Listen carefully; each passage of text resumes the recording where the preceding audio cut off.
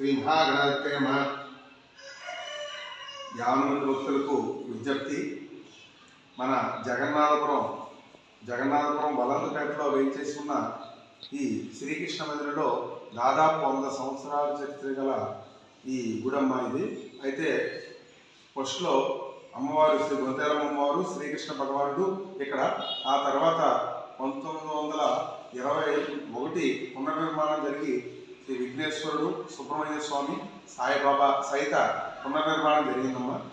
అయితే శ్రీ గొంతేలమ్మ అమ్మవారి ఇక్కడ విశిష్టత ఏంటంటే, అమ్మవారు కుంకుమబరిలో ఉంటారు, కుంకుమబరిలో మనకు దర్శనమిస్తారు. అయితే ఈ గొంతేలమ్మ ఆషాఢ అమావాస్య రోజు మనం తీసి నిజరూప దర్శనం చేయబడుతుంది. అమ్మవారు కోరిన కోరికలు తీర్చే తల్లి, చల్లని తల్లి. గొంతేలమ్మ తల్లి అంటే అన్ని గొంతేలమ్మ కోరికలు, ఎన్ని గొంతేలమ్మ కోరికలు ఉన్నా తీర్చే తల్లి కాబట్టి అంత చల్లని తల్లి గొంతేలమ్మ అమ్మవారు అని పేరు వచ్చిందమ్మా.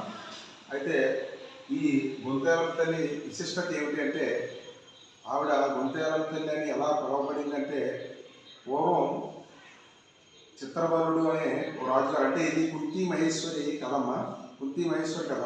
అయితే చిత్రబలుడు అనే రాజుగారు, ఆవిడ భార్య సుశీల.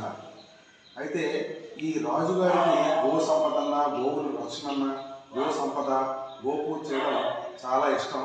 అయితే ప్రతిరోజు కూడా ఆ గోపూజని ప్రతిరోజు పొద్దున్నే లేచి స్నానం చేసి ఆ గోపూజ చేసి గోవుని స్పర్శిస్తే కానీ పచ్చి మంచినీళ్ళు కూడా తాగేవాడు కాదు ఆ చిత్రవరుడు అనే రాజుగారు.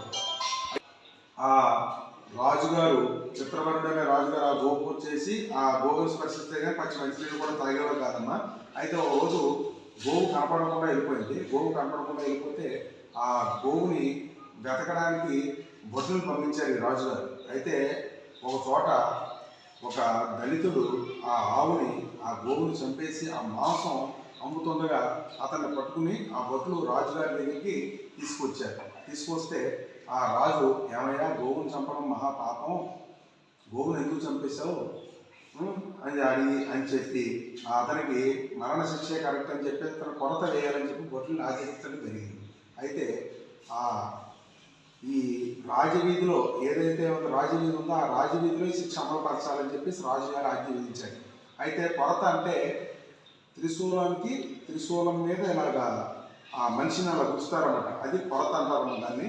అయితే అలా గుచ్చగానే అప్పుడు ఆ భార్య, ఏదైతే ఆ దళితుడి భార్య చాలా మహాపతివ్రత భక్తురాలు, ఆవిడ అయ్యో నా భర్తకి ఇలా జరిగిందని చెప్పేసి ఆవిడ ఏడుస్తుండగా ఆ రోజు విశిష్టత ఏంటంటే ఆశ్వేజ పౌర్ణమి రోజు పార్వతీ పరమేశ్వరుడు ప్రపంచం అంతా నంది మీద తిరుగుతూ ఉండగా ఈ రోదన వినిపిస్తుంటే ఎవరి దాన్ని చూస్తే అప్పుడు శివుణ్ణి పార్వతీదేవి అడిగింది. ఆ కుంతి మహేశ్వరి పార్వతీదేవి, అంటే పార్వతీదేవి కుంతి మహేశ్వరి పేరు రావాల్సిందంటే పార్వతీదేవి సహస్రనామాల్లో ఆ కుంతి మహేశ్వరి అనే పేరు పిలవబడుతుంది పార్వతీదేవి.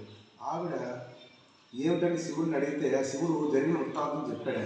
అప్పుడు ఆవిడ జాలేసి ఆవిడ కనపడి, అమ్మా నువ్వు విచారించకు, నీ భర్త బతుకుతాడు, ఆవు బతుకుతుంది, నువ్వు చేయవలసిన పని ఏంటంటే అట్ల తద్ది వరకు ఈరోజు పౌర్ణమి లగాయతూ 3 రోజులు నువ్వు అట్ల తద్ది నోము వ్రతం చేసి ఆ 4వ రోజు అట్లు ఎవరైతే ముత్తైదువులకి వాయువుని ఇచ్చి ఆ పూజ నువ్వు శుభ్రంగా పూజ పూర్తి చేసిన ఎడల నీకు భర్త పోతాడు, అవబోతుందని చెప్పేసి ఆవిడ అదృష్టమైంది. అలాగే ఆవిడ చక్కగా నోము చేసుకుని ఆ నోము చేయగానే అప్పుడు భర్త బతికాడు, ఆవు బతికింది. ఈ విధంగా అంటే ఇంతకుముందు గొంతేలమ్మ అమ్మవారి మీద నంది మీద ఊరేగించి నిమజ్జనం చేస్తారనే నానుడు ఉంది, అది కాదు. అయితే ఆవు అనమాట, నంది కాదండి ఆవు. ఈ ఆవు ఎప్పుడైతే బతికిందో ఇలాగా ఆ గొంతేలమ్మ అమ్మవారు కుంతి మహేశ్వరి కుంతి అన్నది కుంతేలమ్మ అలాగా గొంతేలమ్మ అన్న పేరు వచ్చిందమ్మా. ఆ విధంగా జరిగింది. అప్పటి నుంచి కూడా ఆవు మీద ఊరేగించి గొంతేలమ్మ అమ్మవారిని నిమజ్జనం చేయడం జరుగుతుంది. ఇది అంతా కూడా అట్ల తద్ది రోజు ఈ గొంతేలమ్మ అమ్మవారి పండుగ జరగడం అప్పటి నుంచి విశేషం అన్నమాట. ఆ విధంగా జరుగుతుందమ్మా.